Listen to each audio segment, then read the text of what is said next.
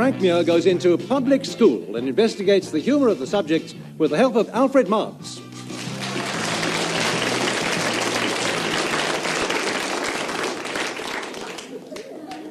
There were once two boys who went to the same public school where there were fierce rivals who spent all their time insulting each other. After they left school, one went into the Navy and the other into the church.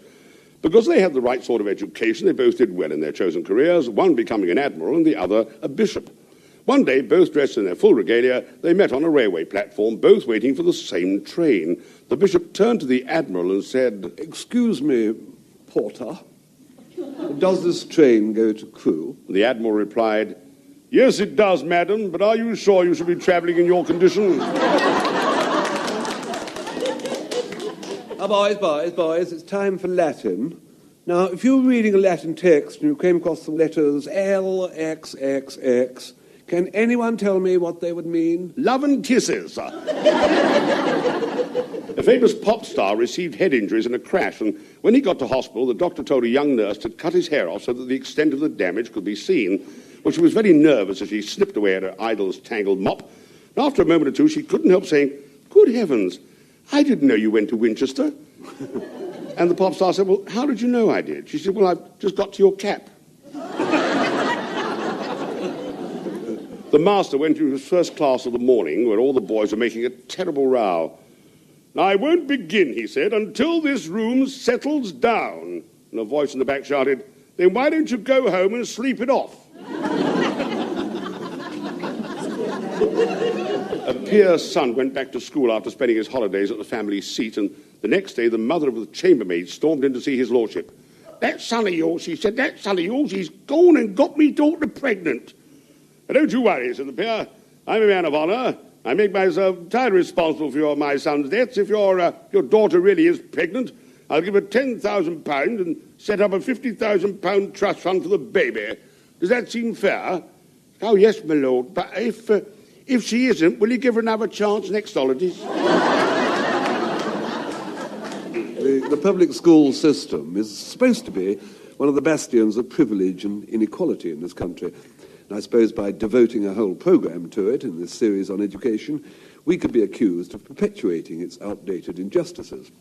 On the other hand, public schools are institutions which have, over the years, prompted a great deal of humorous comment, and very little of it has been unreservedly complimentary.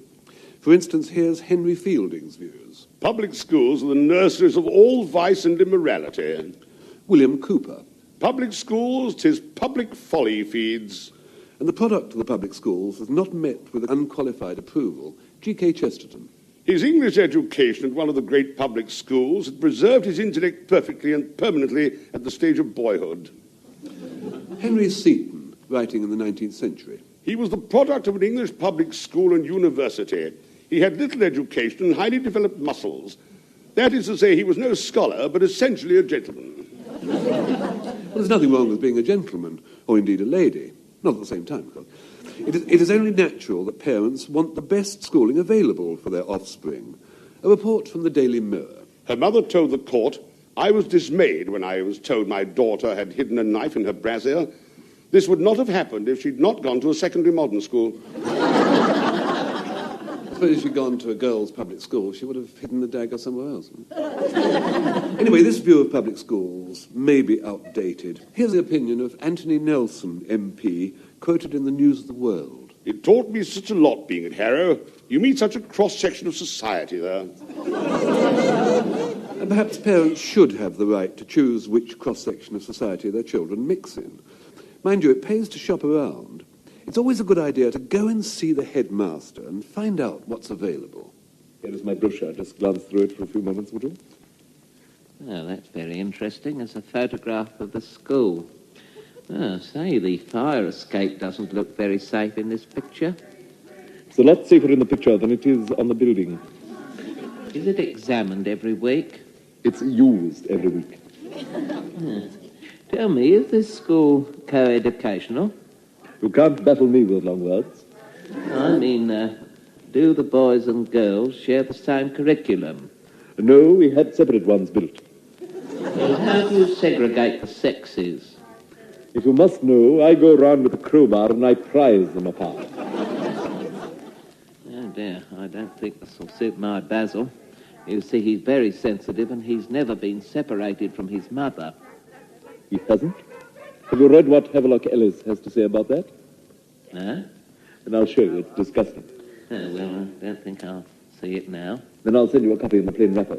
No one would know. I must tell you that my boy is very delicate and there is something I would like to know. Are your dormitories dry? Oh, they are after 11 p.m., then they get drinks if they buy sandwiches. Tell me, what types of pupil do you have here? We have two types of pupil, Class A and Class B. At meal times, the Class B boys get priority. And the Class A boys? They get food. Can you tell me that the Class B boys don't eat? I never pry into their private lives. Perhaps you'd like to see one of our typical pupils. Farnsworth? Farnsworth! Coming, sir. This is Farnsworth, one of our better 8-year-olds. He is 29. You may go, Farnsworth. Thank you, sir. Hurry along. Tell me, the teaching the books, is that on the Montessori system? Sometimes, but I find that most people prefer to pay cash.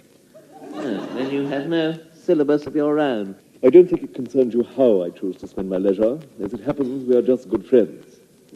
Yeah, it all seems very confusing. Your answers aren't a bit like the ones I received from the headmaster at Winchester. Oh, you've been hawking your brat around, have you? No, it's not that. It's just that I want something to suit his personality. I'm looking for something progressive. Well, we encourage children to be children. You may not realize it, sir, but some of our greatest men started life as children. Ah, there goes the bell for prep. One of the subjects we specialize in, prep. Some of my boys speak it like a native. Mr. Headmaster, I'm going to be brutally frank with you. Have you got a record of juvenile delinquency? Singing what? No, I mean, something to prove to me that the boys here have strengthened their personality. Well, perhaps you would like to hear the school choir. Miss Pringle, I wonder if you would oblige. Names and jabbers, come away, come away. Names and jabbers, come away, come away. For it explores holy day, it explores holy day, explores naughty, naughty holiday. Names and jabbers, come away, come away. Names and jabbers, come away, come away, come away.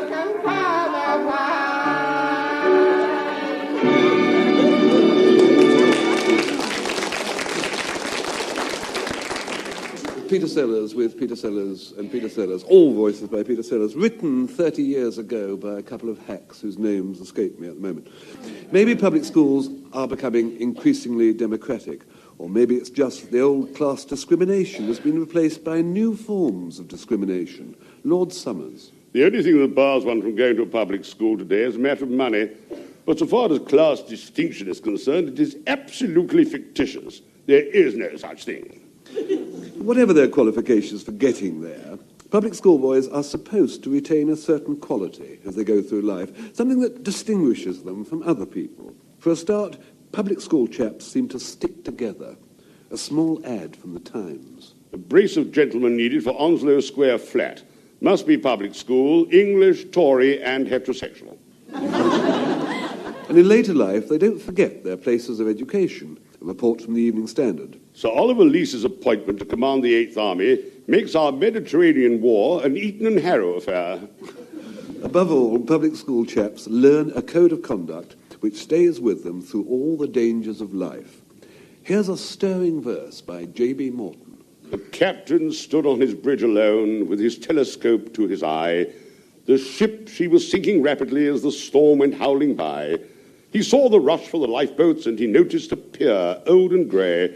Then a sailor approached and saluted, and thus to the pier he did say, "Pray take my place in the lifeboat. 'Tis a gesture I willingly make.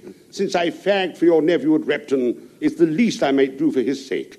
And when next, sir, you're seeing your nephew, pray sing him this short refrain. Piddock minor went down like a Repton man, and gladly he'd do it again." Yes, death before dishonour, very much part of the old traditional public school code. And that sort of scale of values tends to colour the public school man's attitude to everything. Report from the Sunday Times. I lent Dostoevsky's Crime and Punishment to a friend to read, and when I asked him how he liked it, he commented, "None of this would have happened if they'd been to an English public school." Now, the thought of dishonouring the school would have held them back, as it would all right-minded fellows. Here's some news from the Sunday Express. Before being sentenced at Winchester yesterday to 3 months' jail on a burglary charge, he pleaded not to be sent to prison. "My old school has a very honoured name, sir," he said. "If you have to send me to prison, I shall be the first old boy who's ever had such an indignity." Anyway, people who've been to the right schools may not mix properly in criminal circles. Here's a more recent report from the East Anglian Daily Times. The 17-year-old boy who was expelled from an Essex public school for smoking cannabis was told by Mr. Justice Thesiger, "I almost doubt whether someone of a public school education gains much from Borstal training. He may even be in danger through being regarded by others as a potential leader of escapes by virtue of his superior education." All of this makes one wonder how easy it is to get into these schools, which seem to have such a profound effect on their pupils' lives. Here is Winston Churchill's experience. "I wrote my name at the top of the page. I wrote down the number of the question 1. After much reflection, I put a bracket round it. But thereafter, I could not think of anything connected with it that was either relevant or true. It was from these slender indications of scholarship that Mr. Weldon drew the conclusion that I was worthy to pass into Harrow. It is very much to his credit." Once having been accepted for the school, there then follows the great excitement of the first day, an experience both thrilling and threatening. Come along, Anthony. Lift your cases down. Right ho, Mater, I'm ready. Anthony, this is the first time you've been away from home. You must be a brave little soldier. Oh, I will, Mater, I will. I want you to promise to write to me every week. Study hard and don't get into bad company. Yes, Mater, I'll try jolly hard to make myself a credit to you and Pater. Oh, your father would have been proud to see you now. He worked so hard so that he could send you to a school like this. Yes. What a pity he got caught.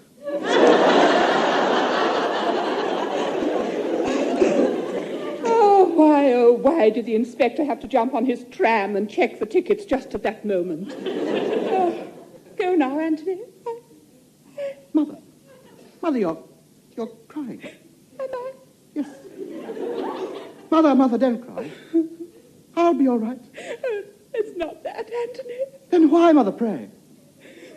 Why are you crying? The pubs are open and I've left my handbag behind.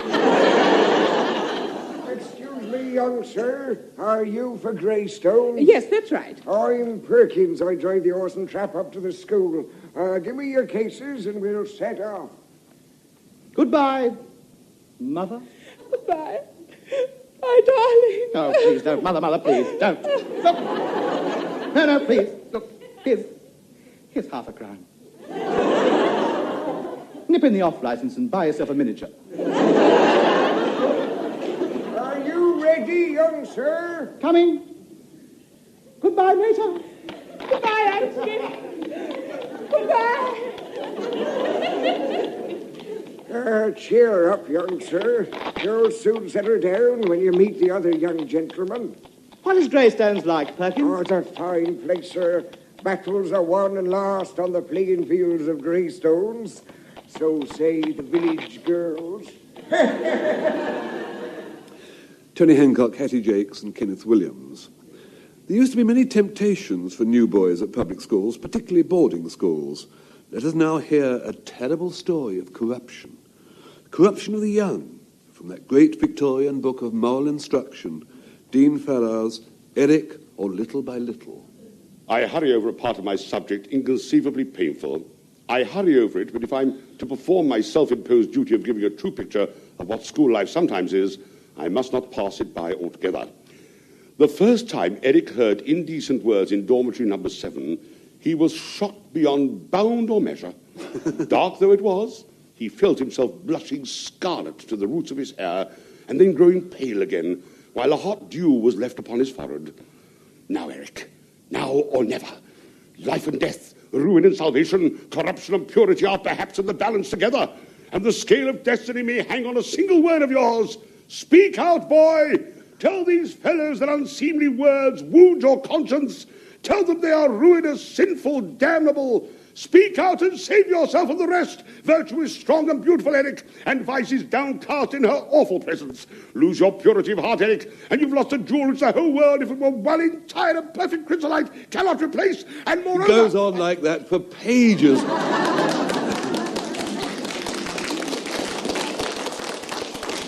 And that was just over a couple of naughty words. Incidentally, those of you who are caught up in the plot, I regret to tell you that Eric didn't speak out. As Dean Farrar puts it.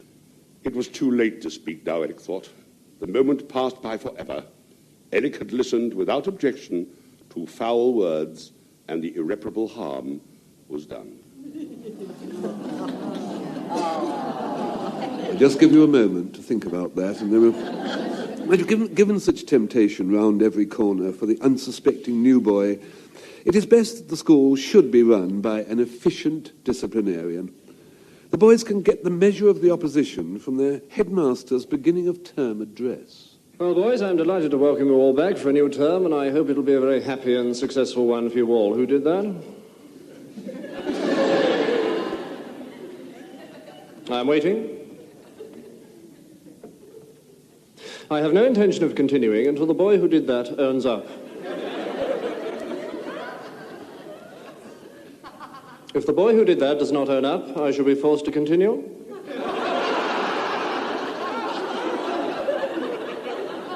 Very well, I shall continue. I would like to welcome 4 new members of the staff this term, but I could only get 2. Mr. Jones, who is a grammar school man, though none the worse for that. Stop laughing. Will be taking the middle school in all the fruiting little subjects that nobody else wants to teach.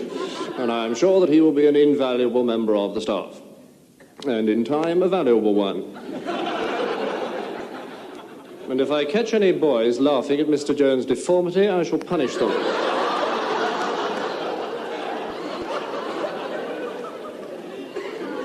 Even if it is funny. Oh, and Chaplain, there's a broken window in the changing room. Mend that, please. It's part of your job. And Watson, get your hair cut. Now, second, in place of Monsieur Boireau, our late French teacher, we have engaged Mr. Mboko. Now, this will be the first time that our syllabus has included Swahili. But we hope to resume French again next term. Incidentally, some of you boys may be interested to know that until last week, Mr. Mboko was Prime Minister of Chad. And on weekday mornings, he will teach the sixth form Swahili. And on weekday afternoons, they will teach him English.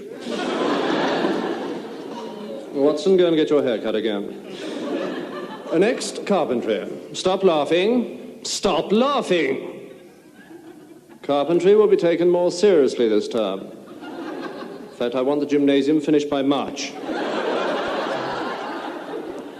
And Mr. Carter will be coming out from the town to take carpentry this term, and I want to silence this nasty rumour that he is an escaped convict. Has in fact served his sentence. Now, many of you will have already heard the tragic news about Newton, our dear faithful old retainer. He fell to his death early yesterday morning from his bed. Poor dear old Newton. And I'm giving the second form the entire morning off school in his memory. Get the spades from me and the body from Matron. Well, that's all, boys, and when I ring this bell, I want you all to go and get your hair cut. Thank God somebody here has got an orderly mind. John Cleese. The staff of public schools have heavy moral as well as academic responsibilities, but thank goodness they do get time to relax as well. Here's a report from The Guardian. The willow tree is much favoured by Eton masters as well as by the non-academic staff of the school and the local community. Mr. Forster, who has been host of the willow tree for 7 years, said he did not want to leave because of the pleasantness of the masters, and there are some very nice normal folks here as well. I'm not sure that the pleasantness of the masters is the reason why school days are traditionally supposed to be the happiest of your life, but lots of people do look back to school with sentimental nostalgia. Charles Lamb. I've had playmates, I've had companions in my days of childhood, in my joyful school days. All are gone, the old familiar faces.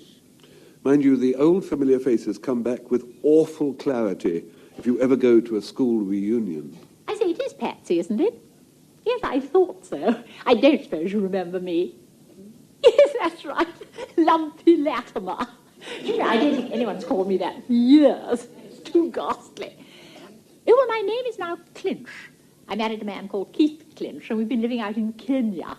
You have to call it Kenya now, you know. We've been out there for years. Only now the children are grown up and settled and back here in England, so we've come too. Yes, I think we are going to miss the sun quite frightfully. Yes, I am, by way of going into the tea. What fun. Are you going? Oh, well, let's foregather. What fun, Patsy. I should absolutely love that. Hello, Miss Davidson. Frightfully nice to see you. Yes, that's right, Lumpy Latimer. Do you know, I'd quite forgotten until I met Patsy Miller. She's here. And she said, well, my name is now Clinch, as in boxing. I married a man called Keith Clinch, and we've been living out in Kenya. We have to call it Kenya now. And we're more or less home, I think, you know, sort of for keeps, probably. Yes, I am going to miss the sun quite frightfully. I have to buy myself a woolly vest. Are you by any chance going into the tea? Oh, good. Well, Patsy's going, so perhaps we could all look for each other. Well, I think that'd be lovely. Yes, lovely. Yes, marvellous. Yes. Excuse me, aren't you Wendy Plackett? Yes, I thought you were. I don't suppose you remember. Yes, that's right. Lumpy Latimer. Oh, well, it's Clinch now, as in boxing. I married a man called Keith Clinch, and we've been living... No, not in the Argentine. No, in Kenya. Yes, they are both awfully sunny, aren't they?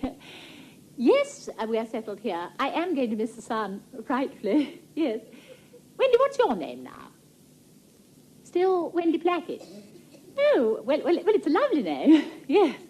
I say, isn't that girl who used to be in the dorm with us, Flavia something? Do you remember? We all thought she was so glamorous because she sleepwalked. and she was frightfully good at elocution. Do you remember? I've never forgotten her as King Lear. Oh, and there's Mamselle. Oh, I must have a tiny word in her ear. Aren't you going into the tea, Wendy? Well, let's go together. Well, look, wait for me, will you, 1 sec? I must just have a tiny word with Mamselle. I really just... Hello, Mamselle. Oh, c'est très gentil de vous voir. Oui, c'est ça, Lumpy Latimer. Enfin, maintenant, je suis appelée Clinch. Et nous sommes ici en Angleterre. Oui, non, pas beaucoup de soleil, non. C'est très gentil de vous voir, mademoiselle, très. Oh, Wendy, isn't she nice? I wonder why we hated her. Hello, there's Lizzie Wiggins. Joyce Grenfell. Yes, why not? One of the enduring images of life in public schools is that of violence administered by both boys and masters, some of it justified, some of it less justified. Corporal punishment can, according to some educationists, be a great spur to learning. Here's Dr. Johnson's view. There is now less flogging in our great schools than formerly, but then less is learned there, so that what the boys get at one end, they lose at the other. But flogging isn't always used for a noble educational purpose. A memory from the early 17th century writer, Henry Peacham. I knew one schoolmaster who in winter would ordinarily on a cold morning whip his boys over for no other purpose than to get himself a heat. But any confrontation between a schoolboy and a master with a cane is bound to be a bit daunting. Come in. Rollins. You sent for me, sir? Yes, I did indeed, Rollins. Rollins, I had a rather disappointing piece of news this morning. As you know, 3 generations of Rawlings have brought distinction and credit to this school. Your father, your grandfather, and your great-grandfather have all in their time been head boy of the school. You yourself are in line for this privilege when Whitwell leaves the school next year and goes up to Oxford to study forestry. However, Rawlins, I was very disappointed to hear from Mr. Esprit, the physical training master, that a pair of very valuable gymnasium slippers disappeared from the stock rooms Tuesday last and reappeared in your desk next door to a spick and span summer extra annual for 1958. Yes, sir, and a copy of Razzle, sir. And a copy of Razzle Rawlings? Sir. Well, thank goodness you're man enough and honest enough to admit that. Some consolation in this sordid little affair, Rawlings. Rawlings, do you have any explanation for the appearance of these slippers in your desk other than the one that immediately springs to mind? No, sir. I wanted the slippers, sir, and I took them.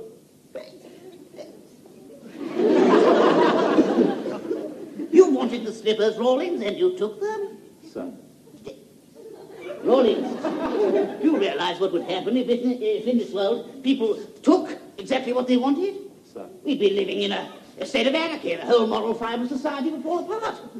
You feel you're in some way unique and divorced from this basic moral law? No, sir. Ah. Well, Rawlings, I'm afraid there's only one course open to me. I'm going to have to punish you very severely. I'm going to have to ask you to bend over and take 6 of the best. Yes, sir. Could I just say one thing, sir? Well, come on, Rawlings, up with it. Well, although I did take the slippers, sir, and although I deserve to be punished, sir, you're quite right, and you're much older and wiser than I am, sir. Come on, Rawlings. I'm much bigger than you are, sir.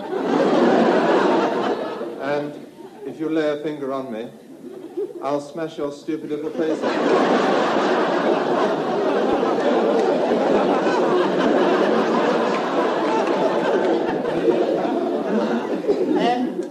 Rawlings, this puts a completely different complexion. I mean, my dear chap, why didn't you tell me all this before?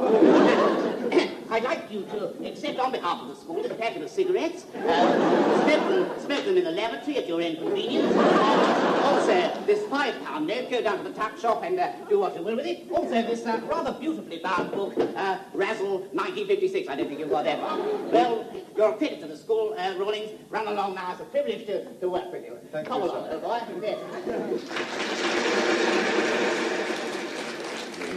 Peter Cook and Dudley Moore. We'll just close with 2 short quotations. Public schools, as we've said, are bastions of tradition, the sort of thing exemplified by this report from the Shropshire Star. Stoke Crown Court heard that it was a school tradition to make up allegations of indecent assault against the headmaster. And finally, a thought from Saki. But good gracious, you've got to educate him first. I mean, you can't expect a boy to be vicious till he's been to a good school. Next week, Alfred and I will be progressing to higher education and going into university. Until then, fag! Coming, Mr. Mioza, coming.